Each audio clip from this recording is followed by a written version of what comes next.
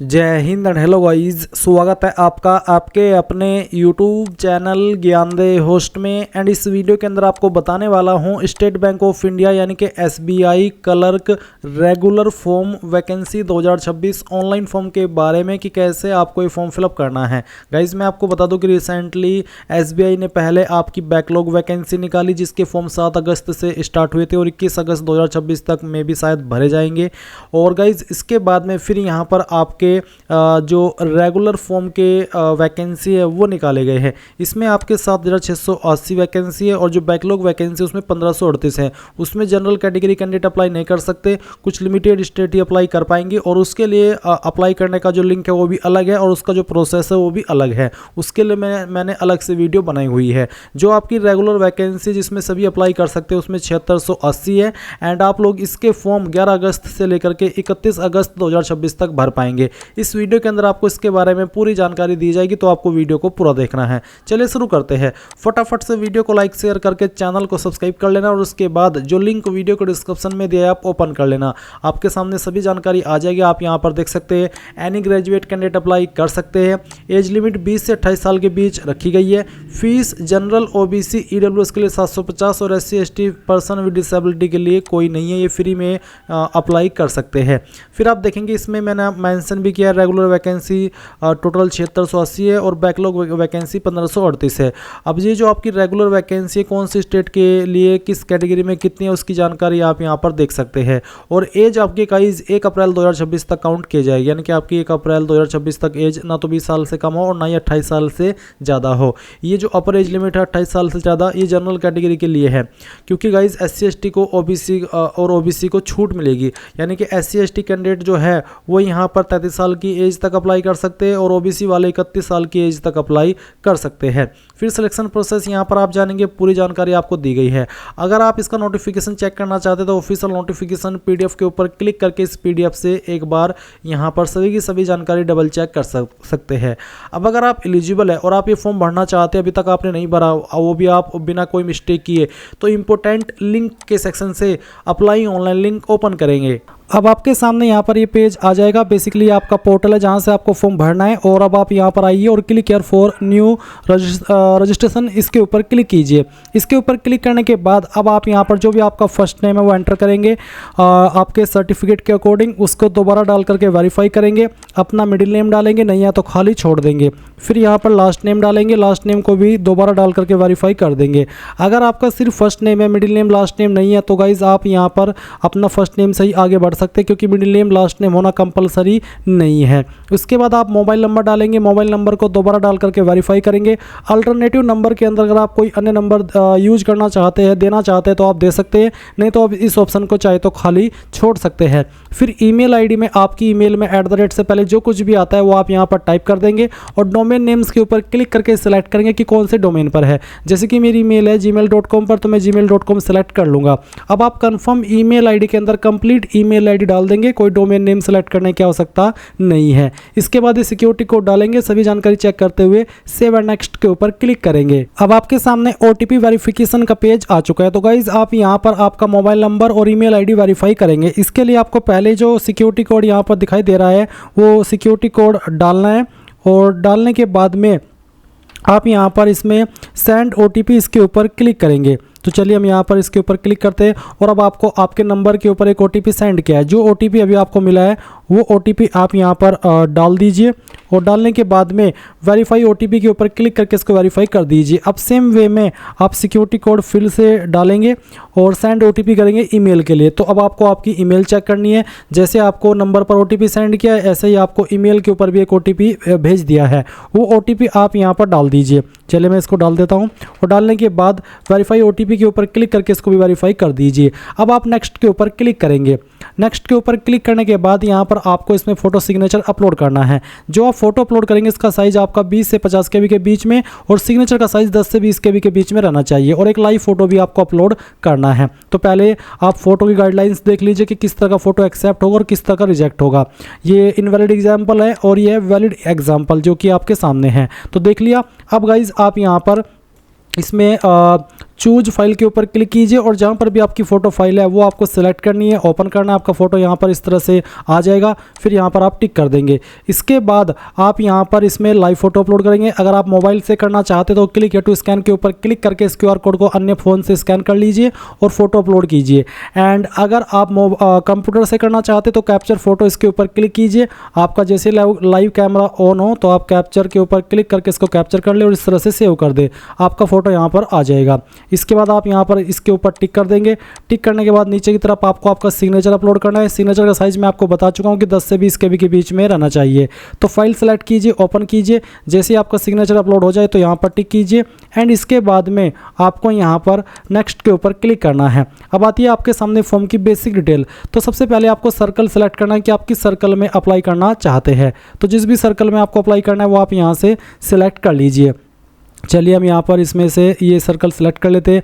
अब जो सर्कल आपने सेलेक्ट किया है उसके बाद में यहाँ पर circle preference first for allotment if selected, अगर आपके सामने ये ऑप्शन एक्टिव है तो आपको उसको टिक कर देना है। जैसे कि चलिए मैं कोई और सर्कल सेलेक्ट करता हूँ और देखता हूँ कि क्या मेरे सामने ये ऑप्शन एक्टिव होता है। तो इसमें मैंने कई सारे सर्कल सेलेक्ट करके देख लिए, मेरे सामने ये ऑप्शन एक्टिव नहीं है। इसका मतलब है कि ये मेरे ऊपर एप्लीकेबल नहीं हो रहा है। तो इस तरह से गाइस आपको भी परेशान नहीं होना है। जो भी आपको सर्कल आप यहाँ पर सेलेक्ट करना चाहते हो वो कर लेना है। और उसके बाद state UT you want to apply for, जैसे कि मैंने लखनऊ सर्कल सेलेक्ट किया, इसमें आती है स्टेट उत्तर प्रदेश, ये मैं सेलेक्ट कर लेता हूँ। अब आता है local language for language proficiency test, यानी कि जो आपका लैंग्वेज प्रोफिशेंसी टेस्ट है वो आप किस लैंग्वेज में देना चाहते हैं। अब उत्तर प्रदेश की 2 लैंग्वेज है, हिंदी और उर्दू। इसी प्रकार से आपको जिस भी स्टेट में आप अप्लाई कर रहे हैं या सर्कल में अप्लाई कर रहे हैं उसकी जो लोकल लैंग्वेज है उसके विकल्प आपको यहाँ पर देखने को मिलेगी। उसमें से जो आप देना चाहे, जो सेलेक्ट करना चाहे अपनी मर्जी से वो सिलेक्ट कर सकते हैं। अब जैसे मैंने हिंदी सेलेक्ट किया तो मेरे से पूछा जा रहा है कि क्या आपके पास 10वीं या 12वीं के अंदर या फिर कोई अन्य सर्टिफिकेट ऐसा है जिसमें कि ये प्रूफ होता हो कि आपने इस लोकल लैंग्वेज को पढ़ा है 10वीं 12वीं के अंदर। तो मैं यहाँ पर यस कर देता हूँ कि हाँ मेरे पास 10वीं और 12वीं में one of subject Hindi subject था। अब यहाँ पर गाइज कास्ट कैटेगरी आपको सेलेक्ट कर लेनी है, general, EWS, OBC, SC, ST जो भी है वो आप सेलेक्ट कर लेंगे। अगर OBC तो आपको बोला है कि जो आपका सर्टिफिकेट है वो 1 अप्रैल 2026 के बाद का बना होना चाहिए और अब आप यहाँ से ओके कर दीजिए। अब आप देखेंगे कि आपसे पूछे are you trained apprentice of SBI, क्या आप एक SBI का ट्रेंड अप्रेंटिस है। अगर हाँ तो यस, नहीं तो आप यहाँ पर नो करेंगे। है तो आपको बताना होगा टाइम ऑफ पीरियड, यानी कि कब आपने अप्रेंटिसशिप स्टार्ट की थी वो डेट और कब तक की थी वो, साथ ही HRMS ID भी देनी होगी। एंड अगर आप नहीं है तो आप नो कर देंगे। ऊपर यहाँ पर सब कास्ट का ऑप्शन भी है, तो जो भी आपकी सब कास्ट है वो भी आपको यहाँ पर लिख देनी है। ये आपको आपके कास्ट सर्टिफिकेट में देखने को मिल जाती है, या फिर आपको पता ही है कि मेरी कास्ट कौन सी है। इसके बाद नीचे आएंगे और आपसे पूछेगी कि आप विकलांग है, आपकी विकलांगता 40% या उससे ज़्यादा है। अगर हाँ तो यस, नहीं तो आप नो करेंगे। फिर नीचे आएंगे एक सवाल और विकलांगता से जुड़ा हुआ है जो कि are you a person with specified disability covered under the definition of section 2। Basically ये पूछा है कि क्या आपको लिखने में कोई प्रॉब्लम है और आपको उसके लिए स्क्राइब चाहिए। अगर हाँ तो यस, नहीं तो आप नो कर देंगे। इसके बाद do you belong to religious minority community, उसके पहले आपको आपका जो रिलीजन है वो सिलेक्ट करना होगा। उसके बाद बताना है कि क्या जो अल्पसंख्यक समुदाय है या माइनॉरिटी कम्युनिटी है क्या आप उनसे बिलोंग करते हैं। अगर हाँ तो यस, नहीं तो आप नो करेंगे। उसके बाद आपसे पूछा कि क्या जो छूट मिलती है window, divorced women, women judicially separated और जो कि अपने पति से अलग हो गए और उन्होंने दोबारा शादी नहीं की, अगर आप ऐसे कैंडिडेट हैं तो यस करेंगे, नहीं तो आपको नो कर देना है। फिर पूछा कि क्या आप एक्स सर्विसमैन है तो यस, नहीं तो यहाँ पर भी नो करना होगा। क्या आप एक डिसेबल्ड एक्स सर्विसमैन है तो यस, नहीं तो यहाँ पर भी नो कर देना है। फिर क्या आप एक डिपेंडेंट है serviceman killed in action DXS, अगर है तो यस, नहीं तो यहाँ पर भी नो कर देना है। फिर पूछा कि क्या आप ऑलरेडी काम कर रहे हैं क्लरिकल कार्डरे में SBI के अंदर, अगर हाँ तो यस, नहीं तो आप नो करेंगे। फिर पूछा कि क्या आप अर्लर एम्प्लॉयड थे स्टेट बैंक ऑफ इंडिया में और रिजाइन किया है क्लरिकल कार्डरे पर रहते हुए, अगर हाँ तो यस, नहीं तो आपको इस सवाल में भी नो कर देना है। फिर is are there adverse report regarding character moral turpitude, अगर आपके ऊपर कोई ऐसी रिपोर्ट है तो यस करेंगे, नहीं तो नो कर दीजिए। उसके बाद आपको एग्जाम सेंटर की प्रेफरेंस देनी है, तो प्रीलिम एग्जाम सेंटर आप किस स्टेट में रखना चाहते हैं वो सिलेक्ट कर लेंगे। उसके बाद में यहाँ पर आपको आपकी सिटी की प्रेफरेंस देनी है, तो पहली चॉइस आप सेलेक्ट कर लीजिए। उसके बाद में यहाँ पर आपको सेंटर की प्रीलिम एग्जाम की स्टेट की सेकंड प्रेफरेंस देनी है और उसके बाद में किस सिटी को आप प्रेफरेंस देना चाहते हैं वो भी आपको सेलेक्ट कर लेना है। अब आपको यहाँ पर पूछा है मेन एग्जाम सेंटर की प्रेफरेंस, तो पहले आप स्टेट की प्रेफरेंस दीजिए कि इस स्टेट के अंदर चाहता हूँ और फिर इस सिटी के अंदर चाहता हूँ, वो भी आप सेलेक्ट कर लीजिए। तो 2 प्रेफरेंस आप यहाँ पर स्टेट की देंगे जैसे कि आपने अभी प्रीलिम एग्जाम की दी है, ऐसे ही मेन एग्जाम की दे देनी है। अब आपको I intend to bring the following ID, इसके ऊपर टिक करना है और आपको बताना है कि कौन सी आईडी में आपका नाम जो आपने फॉर्म के अंदर भरा है वो और आईडी के अंदर वो दोनों सेम है, तो यहाँ पर आपकी जिस भी आईडी में आपने जो नाम इस फॉर्म के अंदर भरा है और आपके आईडी के अंदर है वो सेम है, वही आप सेलेक्ट कर लेंगे। और जो भी आईडी आप सेलेक्ट करते हैं फिर उसी का नंबर आपको आईडी प्रूफ नंबर के अंदर डाल देना है। अब आपसे पूछे kindly indicate medium of paper, आपका जो प्रीलिम एंड मेन एग्जाम है वो किस लैंग्वेज में आप देना चाहते हैं, English and Hindi, English and Urdu. तो जो भी विकल्प आपके सामने आएंगे उसमें आपको आपकी चॉइस के अकॉर्डिंग सेलेक्ट कर लेना है। अब आपको पर्सनल डिटेल के अंदर आपकी डेट ऑफ बर्थ बतानी है, पहले डे, फिर आपका मंथ और उसके बाद में जो भी ईयर है वो आप सिलेक्ट कर लेंगे। इसके बाद आपको जेंडर सेलेक्ट करना है। फिर पूछा कि आप जुड़वा भाई बहन है, अगर है तो यस, नहीं तो आप नो करेंगे।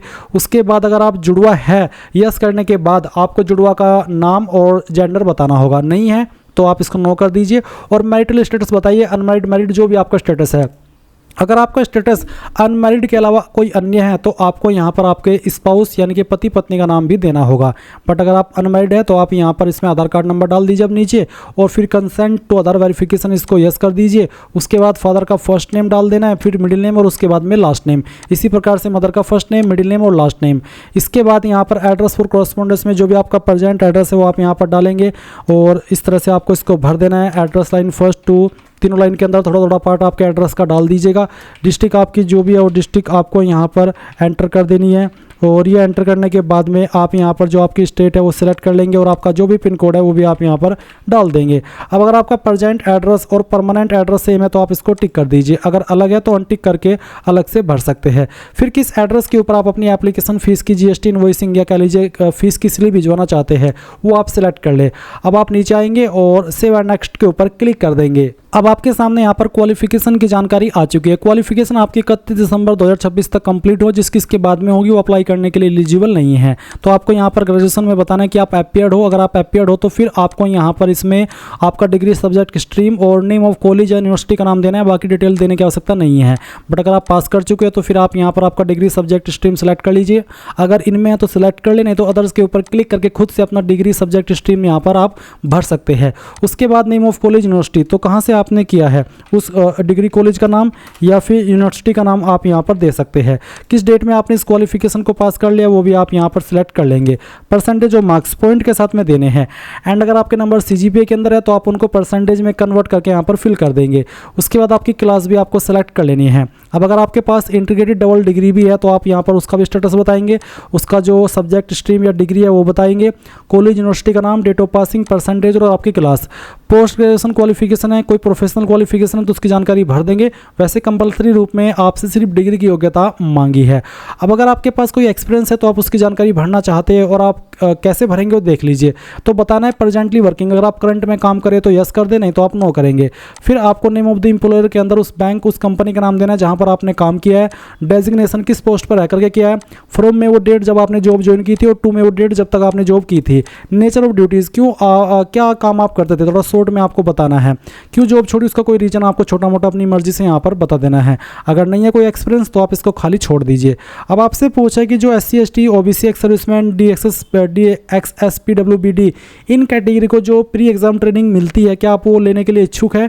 अगर हाँ तो यस करने पर आपको बताना कि कौन सी स्टेट में, फिर कौन सी सेंटर पर लेना चाहते हैं वो भी आप सिलेक्ट कर लेंगे। ये आपका चॉइस है, नहीं लेना चाहते तो आप नो कर सकते हैं।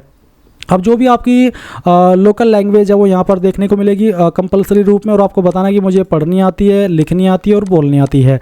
उसके बाद में जो आपको सेकंड लैंग्वेज आती है वो भी आप यहाँ पर डाल देंगे, और उसका स्टेटस भी आप यहाँ पर इस तरह से बता देंगे। कोई तीसरी लैंग्वेज आती है वो भी आप यहाँ पर इस तरह से डालेंगे, और उसका जो स्टेटस है वो भी आप यहाँ पर डाल देंगे। अब आप सेव एंड नेक्स्ट के ऊपर क्लिक करेंगे, और इसके बाद गाइज आपके सामने फॉर्म का प्रीव्यू आ चुका है। सभी जानकारी चेक करते हुए नीचे की तरफ आएंगे, और फिर यहाँ पर आपको आई एग्री इसके ऊपर क्लिक करना है। डिक्लेरेशन में सेकंड वाले ऑप्शन के ऊपर आपको तब टिक करना है जब आपका नाम जो आपने फॉर्म के अंदर भरा है वो और जो आपने आईडी दी है उसके अंदर सेम है। अगर आपका नाम जो आईडी में है और फॉर्म में वो अलग अलग है तो आप तीसरे वाला ऑप्शन टिक करेंगे, सेकंड वाला नहीं करेंगे। अब आप कंप्लीट रजिस्ट्रेशन इसके ऊपर क्लिक करके यहाँ से ओके कर दीजिए, और एक बार फिर से ओके कीजिए। इसके बाद आपको लेफ्ट थंब इंप्रेशन अपलोड करना है। तो बाइंग घोटे का निशान अपलोड करेंगे। करेंगे चूज फाइल, इसके ऊपर क्लिक कीजिए, जहाँ पर भी थंब इंप्रेशन है वो सेलेक्ट कीजिए, ओपन कीजिए। इसका साइज 50 KB से कम रहना चाहिए। अब आपको हैंड रिटर्न डिक्लेरेशन अपलोड करना है, इसमें क्या लिखना है वो भी आप जान लें। ये जो लिंक मैंने वीडियो को डिस्क्रिप्शन में दे रखा है, आप ये लिंक ओपन करके हैंड रिटर्न डिक्लेरेशन की हेडिंग में आइएगा और ये लाइन जो यहाँ पर लिखी गई है आपको कोरे कागज़ के ऊपर लिखनी है। और जहाँ पर नेम ऑफ द कैंडिडेट है यहाँ पर आपको आपका नाम लिखना है जो आपने फॉर्म के अंदर भरा है, और डेट ऑफ बर्थ की जगह पर आपको आपकी डेट ऑफ बर्थ लिख देनी है। बाकी लाइन ऐसे लिखनी है जो यहाँ पर लिखी गई है। उसके बाद उस फाइल को स्कैन करके आप यहाँ पर अपलोड करेंगे। और गाइज इसका साइज 100 KB से कम रहना चाहिए। तो फाइल सेलेक्ट कीजिए, इस तरह से आएगा, ओके कर देना। अब आप सिक्योरिटी कोड डालेंगे। सिक्योरिटी कोड डालने के बाद में आप यहाँ पर इसमें सेव एंड नेक्स्ट कर देंगे और यहाँ से ओके करेंगे।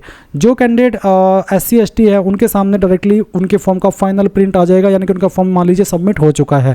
एंड जो कैंडिडेट यहाँ पर जनरल OBC है उनके सामने इस तरह का पेमेंट पेज आएगा। तो आपको ये सिक्योरिटी कोड यहाँ पर डालना है और उसके बाद में सबमिट कर देना है। फिर आपको पेमेंट के पेज पर ट्रांसफ़र किया जाएगा। आप आपका पेमेंट ऑनलाइन माध्यम में, इन माध्यम में से किसका इस्तेमाल करके करना चाहे कर सकते हैं, जैसे कि net banking, SBI debit card, UPI, तो जिस भी माध्यम से करना है कर दीजिए। जैसे ही पेमेंट सक्सेसफुल होगा आपको उसी वेबसाइट के ऊपर रिडायरेक्ट किया जाएगा जहां से आपने फॉर्म भरना स्टार्ट किया था, और आप अपने फॉर्म का फाइनल प्रिंट आउट ले पाएंगे। एंड इस तरह से गाइज आप लोग स्टेट बैंक ऑफ इंडिया यानी कि SBI clerk regular vacancy online form 2026 भर पाएंगे। So thanks for watching. जय हिंद।